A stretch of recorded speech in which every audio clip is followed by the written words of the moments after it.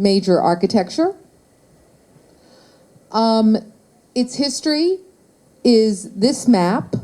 You see the land, which everybody bought, who lives there now, and that land configuration still exists today. These were maps which were made with a group of artists and students, because there were no maps of this place. There were no maps of this place. It's the bright green in the middle because it was just country.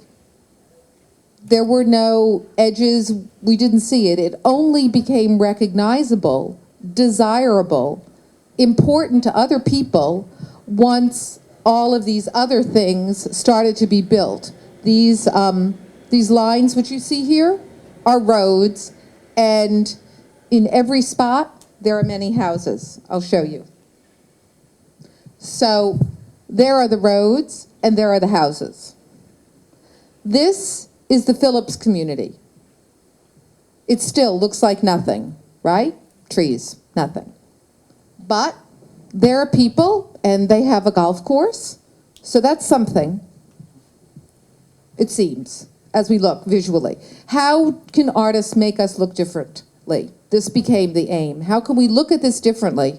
Because we also knew that all those roads were hard, and when it rained and flooded, because this was low land, the water then ran from that side down to this side and flooded Phillips. And on its way, it went through the golf course that was kept green with chemicals.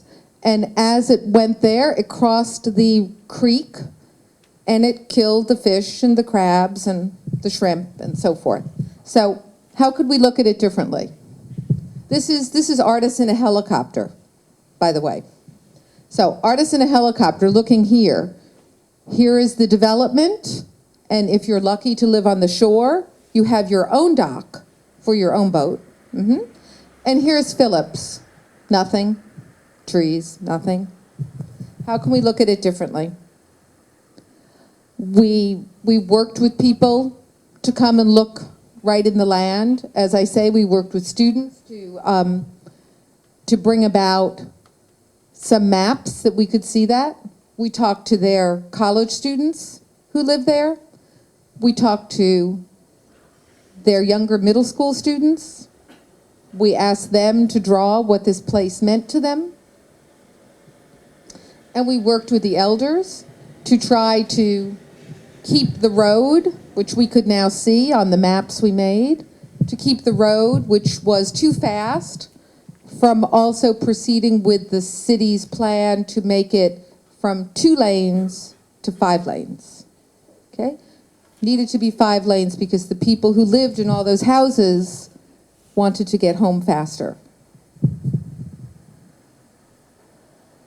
What we did was to actually make the traffic slower and to kill the plan to make the road bigger. To recognize this place as being something that was of value, not just because people lived there, but because what we couldn't see was because we were looking at the wrong thing. The trees were very important for the migrating birds. Okay, now we have a value. Now we can see what they do. And we created not a master plan like architects, but a lifeways plan as a group of artists that looked at this place and said, this is how people live here now. This is how people can continue to live here in the future. And the way they live here is actually a way all of us would benefit from living. Because we won't destroy the land in the process, and we won't destroy each other. I just let you summarize and then I have one conclusion. Allora, un'altra zona interessante è stata questa piccola area abitata che in sostanza sembrava essere quasi niente,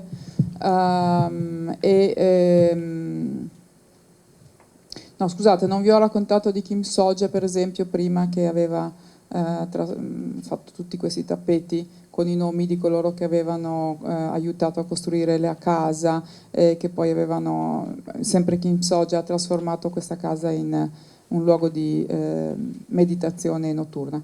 Comunque, questo è quello di prima.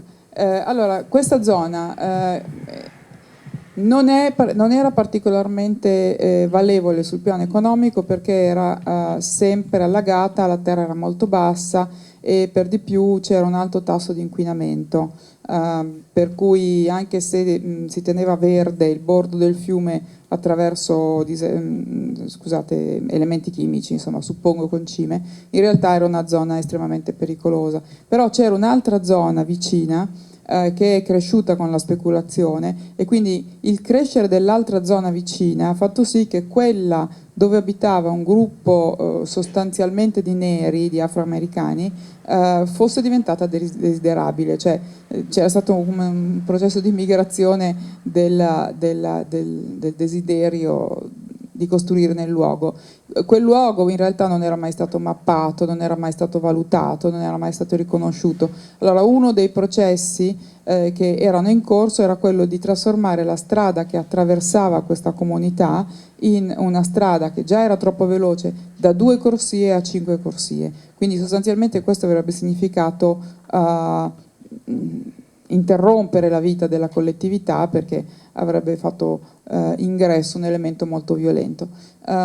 Quindi si è incominciato a raggruppare le persone, gli studenti, i ragazzi, anche persone più adulte, si è incominciato a mappare il luogo stesso, si è incominciato a, per esempio, capire che gli alberi erano un elemento importante per gli animali migratori, a sottolineare il fatto che l'inquinamento uccideva i pesci, i gamberi, tutto ciò che si poteva pescare lì dentro, e quindi appunto gli artisti hanno fatto questo percorso insieme con gli abitanti del luogo, questo percorso di presa di coscienza del luogo stesso, e avete visto le immagini dall'alto, le mappe sono state fatte, cioè quelle immagini dall'alto per esempio sono state fatte da artisti durante perlustrazioni in elicottero. So I just want to end with a quote. I'll give it to you to read. A quote from the New York Times just recently, which used as an illustration this work from 1991. So using it for an article almost 20 years later. And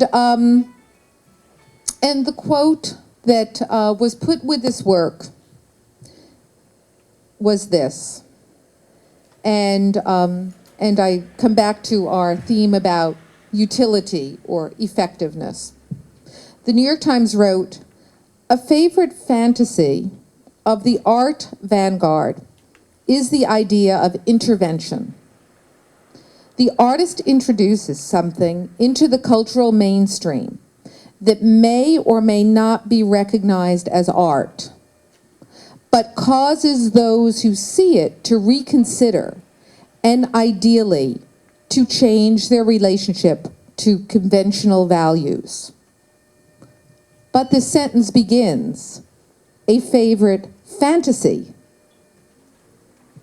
So, I want to say, whether you recognize a road as art or not, I'm not sure I do either, but it is the work of an artist team. It may not be a work of art, it's a work of artists. And they were led to that solution, that goal, because of the aim they were following in looking at the way of life in this place at this time, in its historical continuity and in its sustainability for the future. And in that, they had an effect. And these kind of works have other effects that in the art world we are not capable of doing, and in fact, not even capable of imagining. Had I imagined, I think I can come back to this gentleman here to show you. Sorry for this, but I just have to honor him.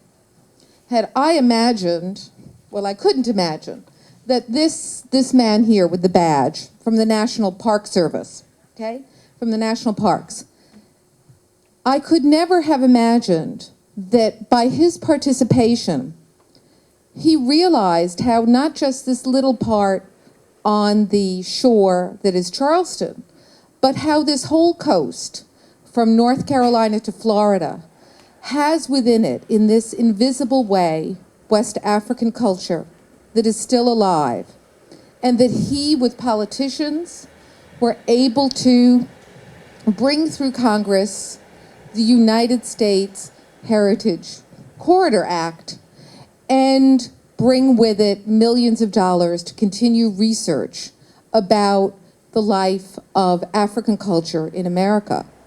I would never have imagined that. But he did. So, anyway, I ask you to join me in such fantasies. Thanks.